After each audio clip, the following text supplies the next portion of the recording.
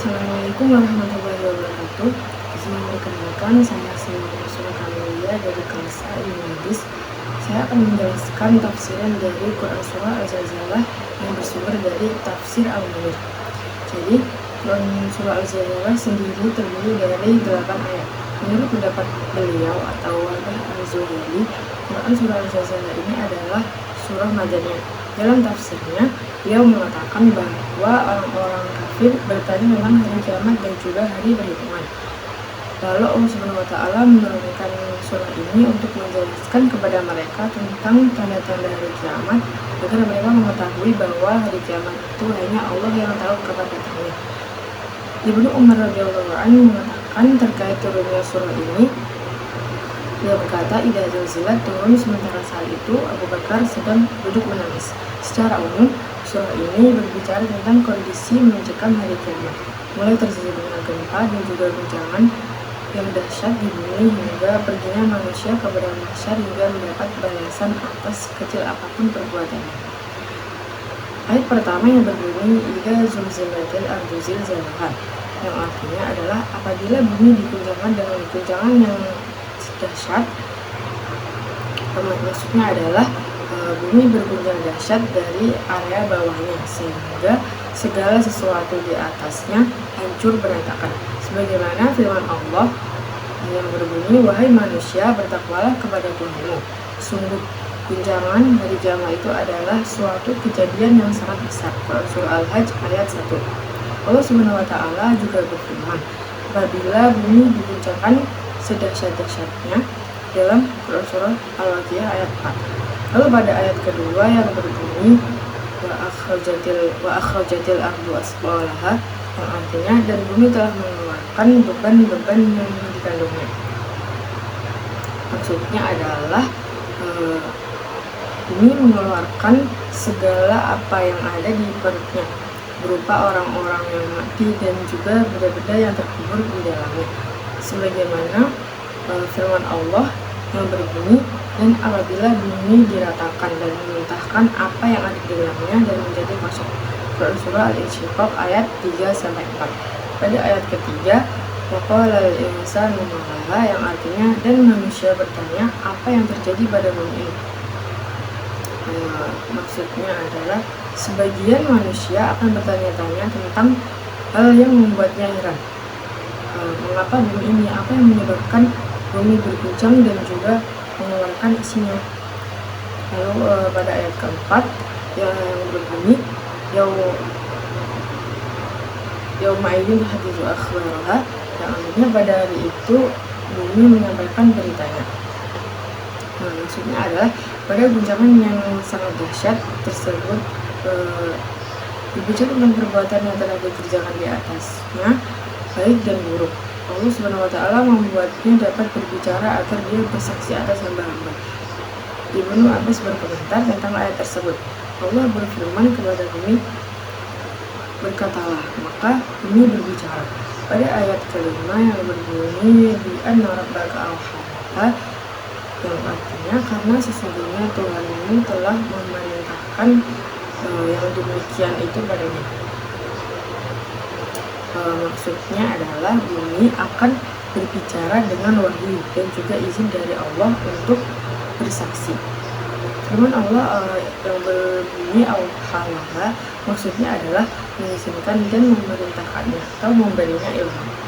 Pada ayat ke-6 yang berbunyi yauma'idin yasdurun nasu asyhada liyuraw a'malahum, yang artinya pada hari itu manusia keluar dari dalam kuburnya dalam keadaan berkelompok-kelompok untuk diperlihatkan kepada mereka balasan semua perbuatannya.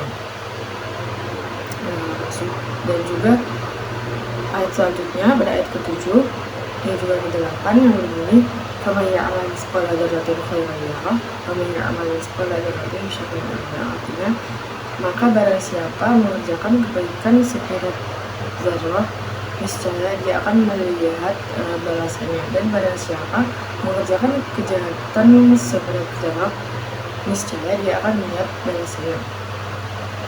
Maksudnya adalah barang siapa yang beramal soleh di dunia seberat semut kecil atau seberat butiran debu yang tidak bisa dilihat, melainkan di tengah pancaran sinar matahari. Meskipun sekecil itu, ia akan mendapati balasannya kelak di hari kiamat, sehingga ia gembira. Demikian pula orang yang berbuat buruk di dunia, meskipun sepele ataupun sedikit, dia akan mendapatkan balasannya kelak di hari kiamat, sehingga hal itu akan menyakitinya. Ayat ini senada dengan yang berbunyi, dan kami akan memasang timbangan yang tepat pada hari kiamat, maka tidak seorang pun dirugikan walau sedikit. Sekalipun dengan seberat biji sawi, pasti kami mendatangkannya pahala, dan cukuplah kami yang membuat perhitungan. Surah Al-Anbiya ayat 47. Dan juga firman Allah Subhanahu wa taala yang berbunyi, dan diletakkanlah kitab atau catatan amal, lalu engkau akan melihat orang yang berdosa merasa ketakutan terhadap apa yang tertulis di dalamnya, dan mereka berkata, betapa celaka kami, kitab apakah ini?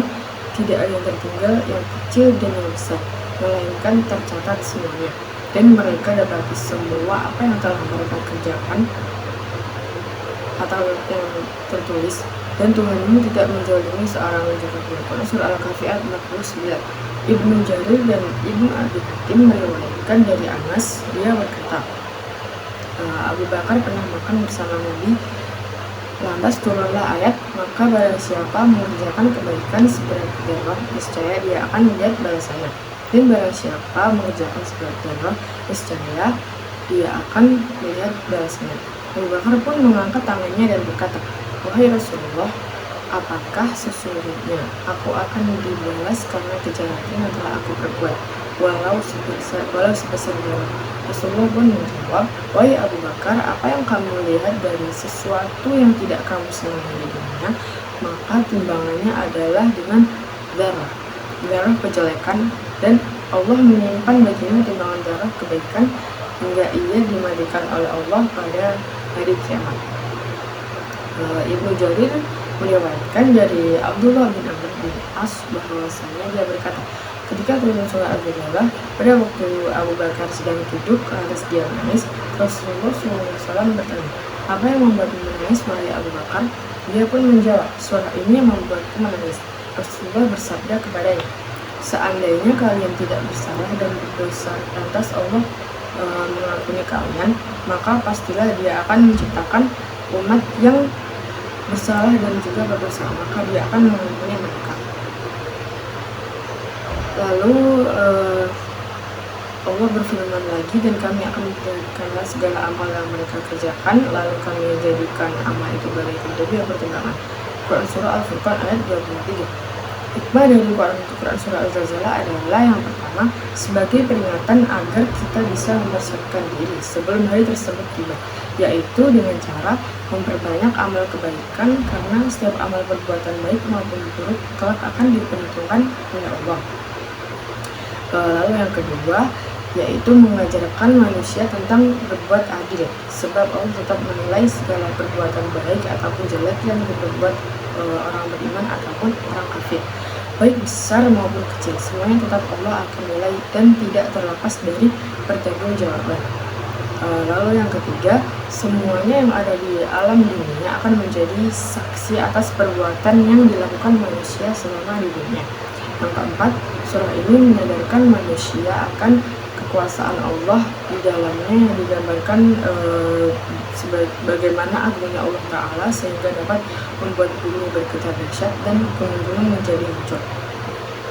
Lalu yang terakhir, surah ini juga mengingatkan kita bahwa dunia hanyalah sementara, nanti akan ada hari akhirat atau hari pembalasan. Untuk itu manusia diperingatkan untuk menyiapkan diri dengan sebaik mungkin. Maka manfaatkanlah waktu semasa di dunia dengan melakukan berbagai amalan kebaikan atau amalan soleh. Demikian penjelasan tafsiran dari Quran Surah Al-Zalzalah. Mohon maaf apabila ada salah kata. Wassalamualaikum warahmatullahi wabarakatuh.